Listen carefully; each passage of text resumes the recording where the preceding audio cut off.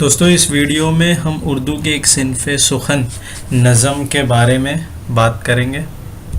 آپ کو لگے کہ اگر یہ ویڈیو کسی اور کے لیے بھی فائدہ مند ہو سکتی ہے تو پلیز آپ ان کے ساتھ بھی شیئر کیجئے تاکہ وہ بھی فائدہ اٹھا سکیں۔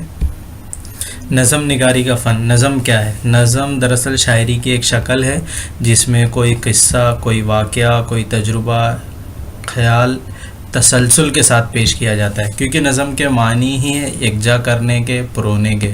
جیسے دھاگے میں ہم موتی پرو دیتے ہیں، ویسے ہی نظم کے معنی ہے یکجا کرنا، پرونا۔ تو غزل جو ہے وہ نظم سے بالکل برعکس ہے، کیونکہ اس میں تسلسل نہیں ہوتا ہے، اس کے معنی میں تسلسل نہیں ہوتا ہے۔ کیا ہوتا ہے؟ ہر مصرعے میں ایک الگ بات، ایک الگ تجربہ غزل میں بیان کیا جاتا ہے۔ اس کے برعکس نظم میں کیا ہوتا ہے؟ اس کے معنی میں تسلسل ہوتے ہیں۔ تو 1857 کا انقلاب جب آیا، اس کے بعد مغرب کے زیر اثر نظم کی طرف توجہ ہوئی، کیونکہ بہت سارے تجربات ایسے تھے جن کو بیان کرنے کے لیے تسلسل چاہیے تھا، مطلب وہ تسلسل بیان کا تقاضا کر رہے تھے۔ اردو میں نظم پہلے بھی موجود تھی، مگر اس سے پابند نظم کہا جاتا تھا یا کہنا چاہیے، کیونکہ اس میں بحر اور قافیے کی پابندی لازم تھی۔ جیسے قصیدہ ہو گیا، مرثیہ ہو گیا، مثنوی ہو گیا، یہ نظم کی مختلف قسمیں ہیں۔ ان میں کیا ہوتا ہے؟ قافیہ بھی ہوتے ہیں، بحر ہوتے ہیں، لیکن تسلسل بیان کی شرط لازمی ہے۔ تو نظم کی جو خصوصیت ہے وہ یہ ہے کہ اس میں تسلسل بیان ہونا چاہیے، مطلب بیان جو نظم کے بیان میں جو معنی ہے اس میں تسلسل ہونا چاہیے۔ تو غزل کی ایک شکل مقرر ہے، جبکہ اس کے برخلاف نظم کی مقررہ شکل یا مقررہ حیت نہیں ہوتی۔ کس کے؟ غزل کے برخلاف۔ نظم کے لیے بہرحال ضروری ہے کہ خیال یا معنی، جو بھی اس میں خیال یا معنی پیش کیا جائے، اس میں تسلسل ہو اور ایک شعر دوسرے شعر میں پیوست ہوتا چلا جائے۔ اردو کے تقریباً سبھی شاعروں نے نظمیں لکھی، لیکن کچھ ایسے شعراء ہیں یا تقریباً بہت سارے سبھی شعراء ہیں جنہوں نے خصوصیت سے اس کی طرف توجہ دی اور اسے خصوصیت سے فروغ دیا، اور ان میں جو شعراء ہیں وہ ہیں نذیر اکبر آبادی، محمد حسین آزاد، مولانا حالی، شبلی، علامہ اقبال، اکبر الہ آبادی، چکبست، جوش، فیض، نون میم راشد، میرا جی، اختر الایمان، سردار جعفری، مخدوم، مجاز قابل ذکر ہیں۔ یہ نام، یہ ایسے لوگ ہیں جنہوں نے اردو کو زیادہ فروغ دیا اور خصوصیت سے فروغ دیا۔ تو اردو نظم کے موضوعات بھی لامحدود ہیں اور اس کی شکلیں بھی بے شمار ہیں، جیسے مثلث، مربع، مخمس، مسدس، مصبع وغیرہ۔ نظم کے کچھ اختیار کردہ شکلیں کیا ہیں؟ وہ یہ ہیں کہ جیسے غزل کا فارم نظم سے قطعی مختلف ہے، لیکن نظم نے اس کا بھی استعمال کیا، اکثر استعمال کیا۔ جیسے مثال کے طور پر علامہ اقبال کا ترانہ سارے جہاں سے اچھا ہندوستان ہمارا ایک نظم ہے، لیکن شاعر نے غزل کا فارم اختیار کیا۔ جب آپ دیکھو گے ترانے کو، اس کی لکھاوٹ کو اور اس کے اسلوب کو، انداز بیاں کو، تو آپ کو وہ غزل کا فارم دکھائی دے گا۔ مثنوی کو بھی نظم نے استعمال کیا، جیسے اقبال کی نظم ہے والدہ مرحومہ کی یاد میں، یہ مثنوی کی شکل میں لکھی گئی ہے۔ ترکیب بند کیا ہے یہ ترکیب بند؟ اس میں غزل کا انداز اختیار کیا جاتا ہے، یہ بھی نظم کی اختیار کردہ شکل ہے۔ اس میں غزل کا انداز اختیار کیا جاتا ہے اور نظم کا ہر بند غزل کی شکل میں ہوتا ہے، لیکن ہر بند کا آخری شعر دوسرے قافیے میں ہوتا ہے۔ اس کے بعد چوتھی جو اختیار کردہ شکل ہے نظم کی، اسے کہتے ہیں ترجیح بند۔ یہ ترکیب بند کی طرح ہی ہوتا ہے، فرق صرف اتنا ہے کہ ترکیب بند میں ٹیپ کا شعر ہر بند میں الگ ہوتا ہے، جبکہ ترجیح بند میں ٹیپ کا ایک ہی شعر ہر بند کے آخر میں دہرایا جاتا ہے۔ مستزاد یہ کیا ہے؟ یہ وہ شکل ہے جس میں ہر مصرعے کے بعد ایک چھوٹا سا ٹکڑا بڑھا دیا جاتا ہے۔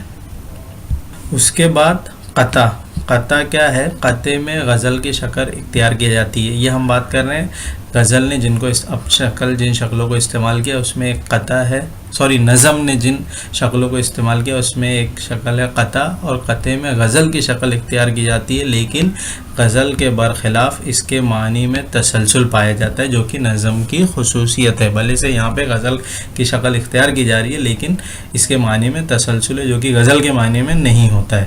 اب دیکھتے ہیں نظم کی جدید حیتیں کیا ہے۔ سانیٹ، یہ جو جدید حیتیں ہیں یہ جو عالمی ادب شاعری میں جو عالمی ادب تھا اس کے اثر سے ہمارے ادب میں بھی اس کا اثر آیا، اور جو پہلی حیت ہے وہ سانیٹ، یہ شکل مغرب میں بہت مقبول ہے۔ مصروں کی تعداد 14 ہوتی ہے۔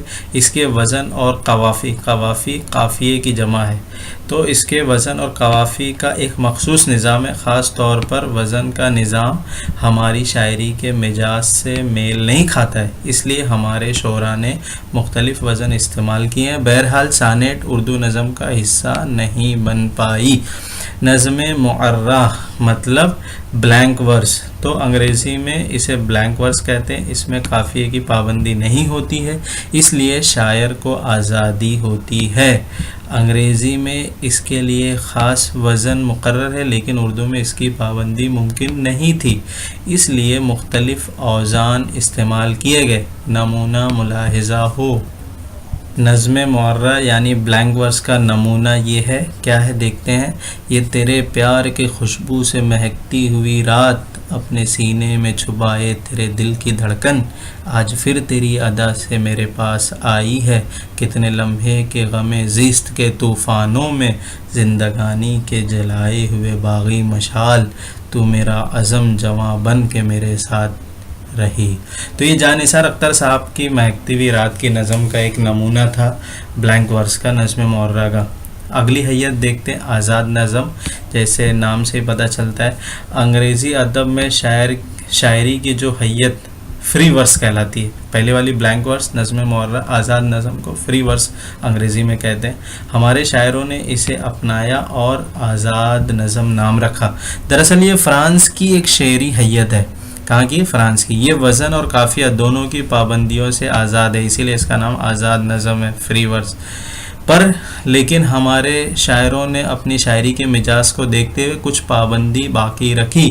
ہم نے وزن کے معاملے میں کیا کیا کہ یہ رویہ اپنایا کہ کسی ایک رکن مثلاً فعلن کو لے لیا اور نظم کے تمام مصرے برابر رکھنے کے بجائے کم زیادہ کر دیے۔ مثلاً مخدوم کی نظم چارہ گر، فعلن کی تکرار ہے، یہ فعلن ہم نے باہر لے لیا، وزن لے لیا، اور یہ ارکان ہر مصرے میں کم زیادہ ہوتے رہتے ہیں۔ ملاحظہ ہو، جیسے ان کی یہ نظم کا نمونہ ہے، ایک چنبیلی کے منڈوے تلے، میں کدے سے ذرا دور اس موڑ پر، دو بدن پیار کی آگ میں جل گئے۔ تو اس میں کیا ہے؟ فعلن کی تکرار ہے لیکن ہر مصرے میں کم زیادہ ہو رہے ہیں۔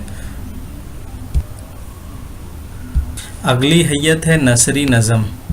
اب دیکھتے ہیں کیا ہے۔ ایک نئی چیز جو مغرب کے راستے ہماری شاعری میں داخل ہوئی لیکن اردو شاعری میں کوئی مقام نہیں پا سکی۔ اس میں نہ وزن ہوتا ہے نہ قافیہ، بس ایک شعری تجربہ ہوتا ہے۔ نام سے پتہ چلتا ہے نثری نظم، جو جذبات کی پوری شدت کے ساتھ پیش کر دیا جاتا ہے، تجربہ۔